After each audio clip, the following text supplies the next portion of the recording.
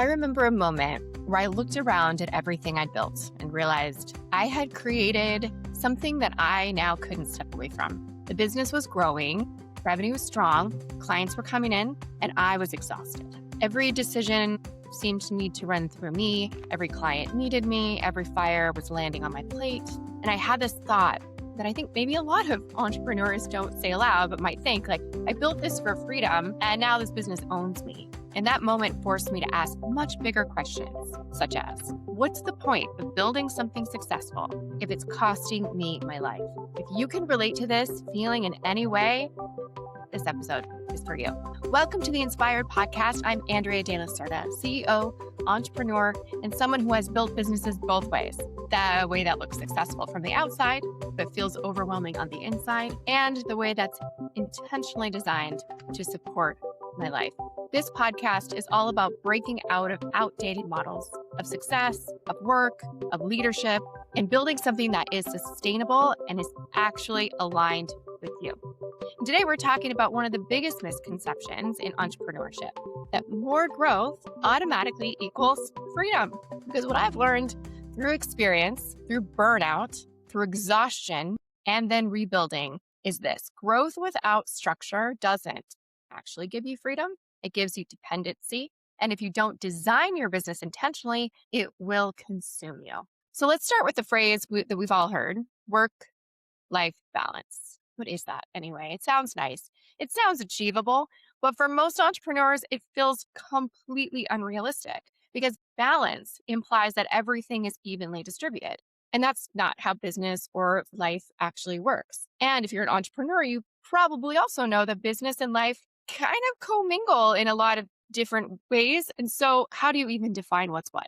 Research from the Harvard Business Review has shown that entrepreneurs work significantly longer hours than employees do, especially in the first 3 to 5 years. And a study from Gallup found that nearly 45% of entrepreneurs report frequent burnout. So if balance isn't the goal, then what is? It's alignment. So instead of asking, how do I balance everything? The better question is the way I've built this business actually aligned with the life I actually want? Because you can be incredibly busy and still feel aligned. You can also be successful, seemingly, and completely out of alignment.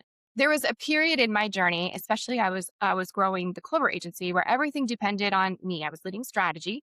I was managing clients. I was overseeing delivery for those clients. I was handling team questions, hiring, solving problems in real time. And on paper, it looked like success. But in reality, I had built a business that required my constant presence to function. And what I started to notice was if I stepped away, things sometimes slowed down or didn't get done. If I unplugged, decisions stalled at times. And if I wasn't available, the business felt it immediately.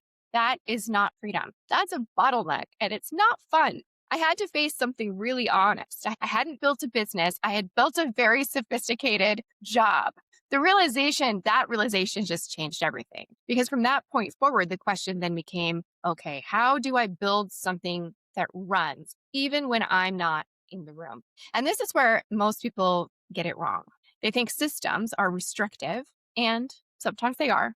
They think structure limits creativity, but actually in reality, structure is what creates the freedom to allow that creativity. Research from McKinsey and Company showed that organizations with clearly defined systems and processes are up to 30% more efficient and significantly less reliant on individual decision makers. So what that means for you is simple. If everything lives in your head, you will always be required. Systems are how you remove yourself from the day-to-day decisions, create consistency in some of your delivery, or allow other people to execute it at a high level. And it doesn't have to be complicated. It doesn't have to be expensive. It just starts with asking, what do I do repeatedly that someone else could be trained to do? And then documenting it. Because every time you don't create a system, you're choosing to stay essential. And we know that is the road to burnout. Let's talk about the part that feels harder than systems, even though: delegation. You hear me? Delegation. Can you relate? For a lot of high-performing women, actually, the resistance isn't capability. It's really just trust. Can I trust this person to do it as well as I? You think it's faster if I'll just do it. No one will do it the way I do it, or I'll fix it later anyway, so I might as well just do it. And sometimes that's true. But I also want to challenge you what's also true. If you don't let go, you can't grow. There's a concept in leadership called the founder's trap, where your very skills that helped you build the business become the ones that limit your growth. So delegation isn't just about tasks, it's about identity.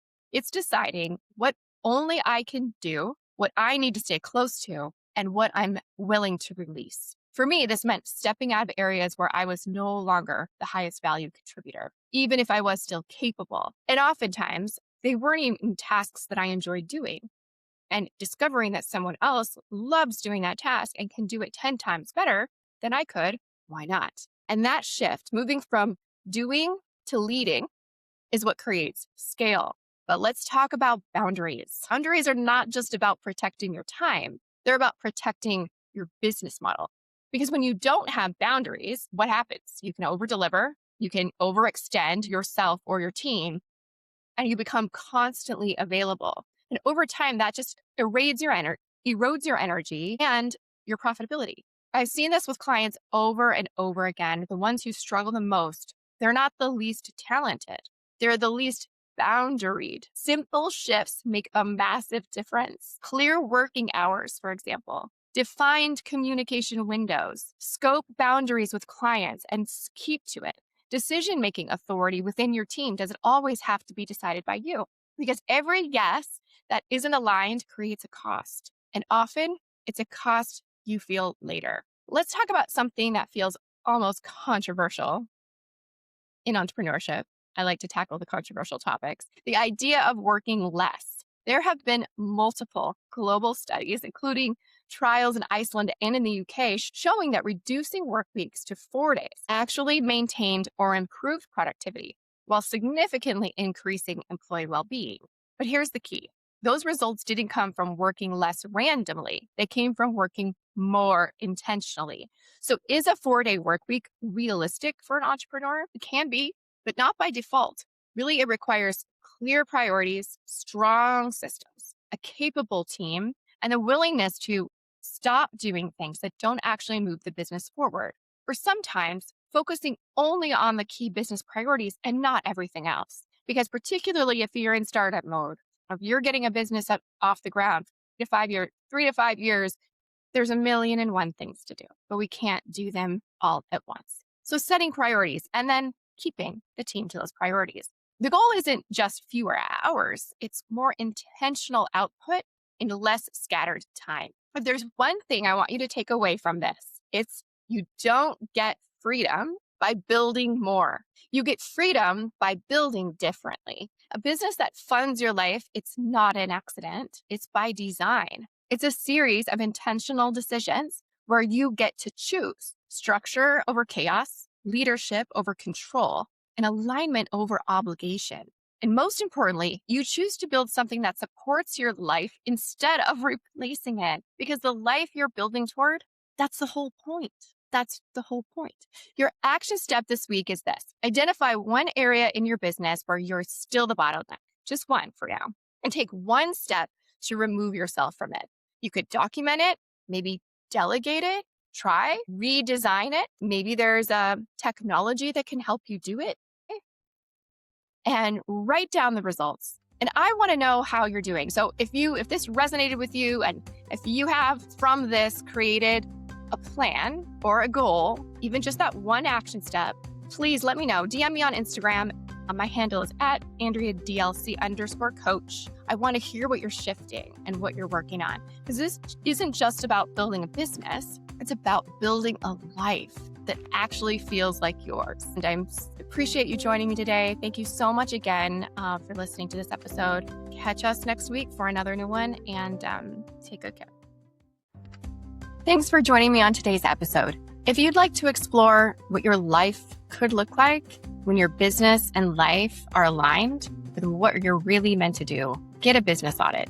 I'll personally review your business, look at your social accounts, and give you some precise direction on what's working and how to create even more impact and income. Simply go to AndreaDelacerda.com, navigate to work with me, and select the business audit. Again, that's AndreaDelacerda.com. Work with me and then select the business audit. And if you enjoyed this episode, please be sure to like and subscribe. That way more content like this can be shared with you as soon as new episodes drop. Thanks so much for joining again. See you soon. Take care.